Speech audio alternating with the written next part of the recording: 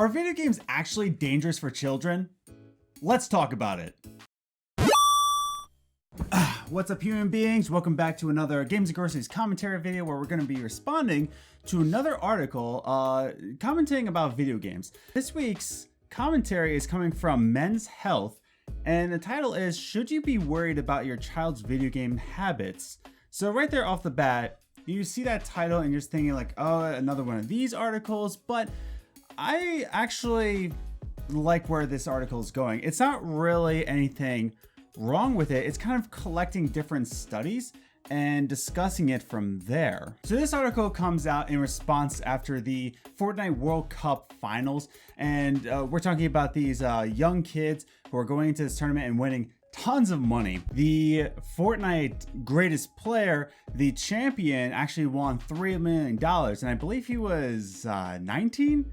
18? I can't. He was 16. He was 16. Kind of crazy to think about, right? So it's kind of in response to that, and also into response with quotes kind of like from Prince Harry. The article has this to say: "This isn't a new debate. Previously, the Duke of Sussex, Prince Harry, called for the uber-addictive Fortnite to be banned, while talk of whether violent video games contribute to violent behavior has existed for as long as video games themselves."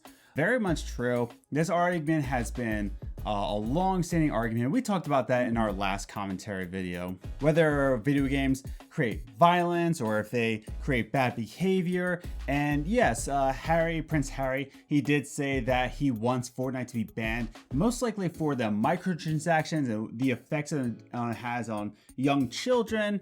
I understand where he's coming from, but at the same time, it's a very blanket statement. There's really nothing grounded upon it.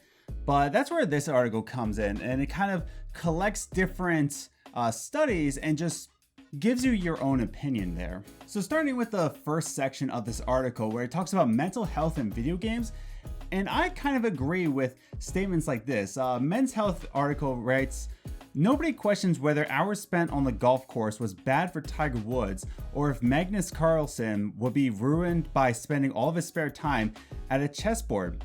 But the same can't be said of the world's top video gamers."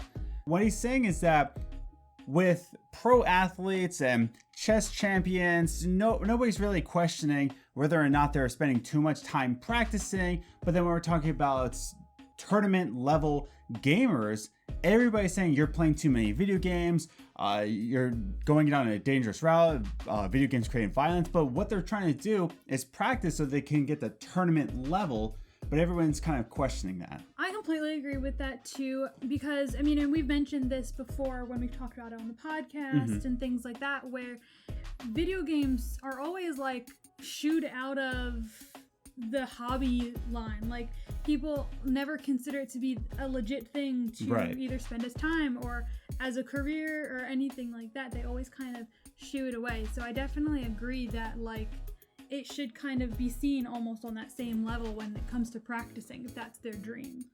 Exactly. So even Men's Health kind of brings up an argument, are video games bad for you even if you're on the tournament level? They bring up a study that kind of researches, are video games bad for your confidence? Are they actually diminishing more of your brain cells?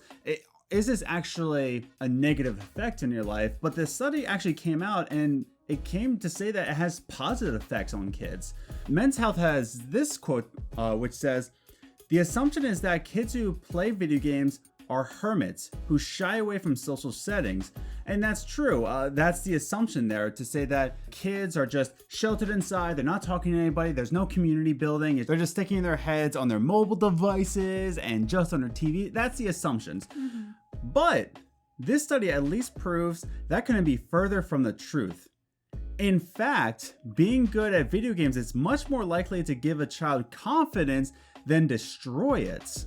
So I kind of agree with that games kind of just build your sense of community, at least nowadays, especially in Fortnite. You're trying to meet different people, but in a newer setting, right? It builds confidence in relationship building and builds confidence in yourself. It kind of gives you a sense of accomplishments in that way. And not only that, but I feel like, yeah, you're having community while you're playing the game, but you also have that sense of like, I'm good at something. Yeah. And when you're at school and there are kids over, when a shyer kid is playing Fortnite and he hears another group of students talking about Fortnite, he can go over and be like, oh yeah, like I did this, like I got this far. And like, like it gives that confidence boost of it's like, oh, I'm good at that. I know things about that. I can talk about that. This study also shows that it gives you more of a boost in your studies at school. It gives you more of a boost in confidence. It actually has some mental benefits to you. Video games do. And this study kind of proves it that way. However, the article continues more of the negative effects of video games. While video games do have a positive effect, a positive mental effect on kids, the worst part about it is that you're dealing with teenagers who don't necessarily think about consequences. So then it goes on to say the physical health of video games, right? The physical health of gamers and video games. So while it has a positive mental effect on you, it also has some kind of negative effects on you. So it's actually talking about the Fortnite World Cup finalists. So first it's talking about how Jaden Ashman, before his mom knew about how much money he could win from Fortnite, Ashman's mom actually said that her son's grades slipped as a result from the video games, that he wasn't really prioritizing his schoolwork over this. And if you talk to any athlete in school, talk about football stars, volleyball stars, they actually have to keep their grades up to stay on the team. So I kind of agree when parents are just saying that, listen, it's great that you want to be in this tournament. However, you got to keep your grades up because, like I said, it should be the same standards of any other sport where if you botch your grades and you're on the football team, guess what? If you get straight D's, you're cut from the football team.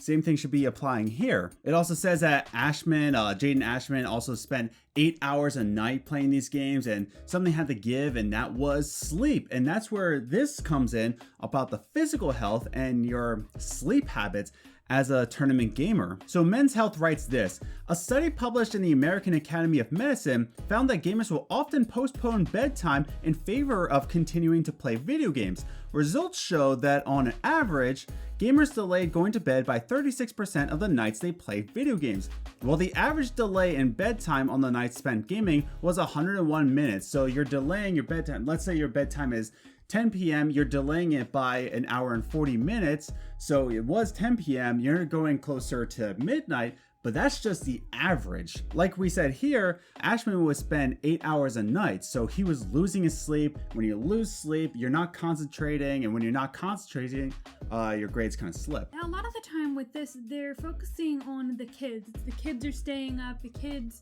are the ones that are making these choices. But at the same time, just like Ashman's mom did, she took away his system at one point. Yeah. And I do think that's kind of up to the parents when it comes to kid gamers. Yeah. When you're an adult, that's your own life choice. Right. But when it's kids, it's the parents that allow them to have a system in their bedroom, and then they have that opportunity to stay up all night and play video games. If you don't leave the system in the room, it's less likely that they're going to stay up all night doing it. Like, It's some of those times where it's like the parent needs to be in control of this, even though it's something that could very well make them money one day. It's still something like everything else. You wouldn't let your kid be out on the football field practicing until midnight. Yeah. You'd want them home by like 9. And it really is teaching them priorities in life, where if you want to be a champion, you have to be a champion in all facets of life. Nothing can be really ignored in your life. That's what we talked about here at Games and Groceries. You can't just ignore different things in your life. You can't just ignore your electric bill. You have to prioritize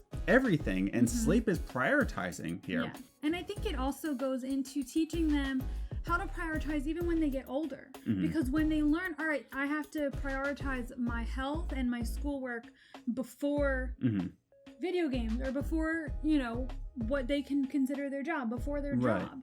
And then when they get older, they'll remember that. They'll remember that their health and their family comes first. Yeah. And then their hobbies and career. So I think that helps them even in the long run for adulthood. So not just sleep is a factor, but also your eating habits will be a factor as well. The article also says this, but a lack of sleep isn't the only health concern arising from gaming. Research published by the American Journal of Clinical Nutrition found that even a single session of video game play in a healthy male adolescent is associated with increased food intake. And it's just to say that as you are an adolescent in your teenage years, I don't think it's just males either. It's just any kid, any teenager that's just playing video games. You're not really thinking about what you're eating as you're playing games. Even as an adult, you don't really think about it. But we're also dealing with teenagers here, and as somebody who works with teenagers at his job, you're dealing with kids not who are, I'm not trying to say teenagers are dumb or anything like that, but they don't really think about the future. They don't really think about the consequences. They just kind of do whatever feels awesome, like flaming hot Cheetos. They feel awesome. In their minds, they're kind of invulnerable. And that's not to say that it's a dumb aspect. It's just that that's the teenage mind. Remember when you were teenagers? You didn't really think about that kind of stuff. I mean, some of you might be like 30 plus and you're starting to already feel like aches in your joints because you didn't stretch when you were a teenager. You just don't think about these things. What you put in front of them, you know, if you only make available the healthy options, then that's what they're gonna eat. Yeah, there's better options and they don't really think about that kind of stuff, and that's not necessarily a bad thing. Now, again, going back to the article, Men's Health, the final quote that we'll have for this article. By the way, we have the article linked down below in the description. Please read the article in full. They actually link all of these studies that they put together and just compiled them all. So definitely read it for yourself. It's actually a very interesting read.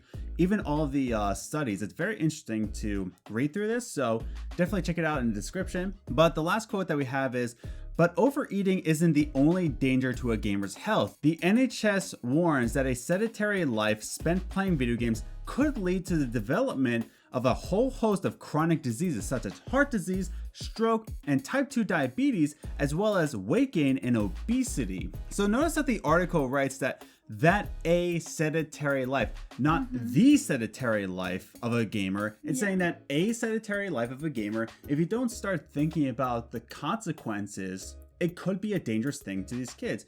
And kids don't really necessarily think about the consequences because they haven't really faced any consequences yet.